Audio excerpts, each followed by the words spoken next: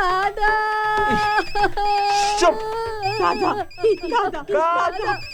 दादा दादा Shut up. अरे काय रडायचं ते नीट रडा. रिंगटोन मध्ये काय रडतायत? तुझा मोबाईल वाजतोय. हं? अरे हो.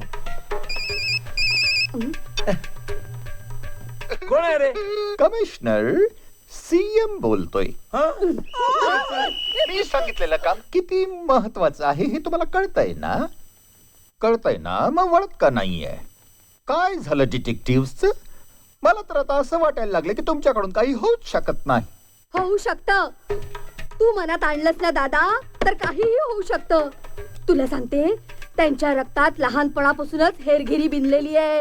अरे दादा त्यांच्या लहानपणी कॉम्प्लान आणि बूस्ट न पाजता त्यांच्या दुधात सस्पेन्स मिसळून पाजलाय आम्ही त्यांना.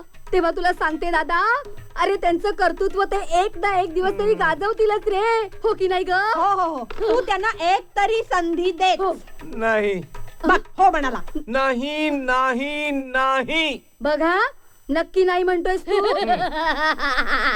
नीलू समजाव त्याला काहीतरी.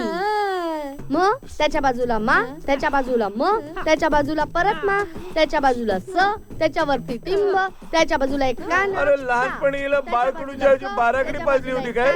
का त्याच्या बाजूला य, त्याच्या बाजूला एक च, त्याच्यानंतर ट, अरे त्याच्यावरती व्याकरण टिंब, संपवून त्याच्या कधी बाजूला बोलायचं न, ते बोलणार आणि काय बोलली ते मी त्याच्या कधी बाजूला समजणार सगळं. त्याच्यानंतर ल, अहो, त्याच्या अहो, बाजूला ए, अहो, त्याच्या ऐका. बाजूला ब, अहो, ब च्या तुमच्या बाजूला काना. मुलाला काम मी देतो पण हिला आवरा. काय नक्की हो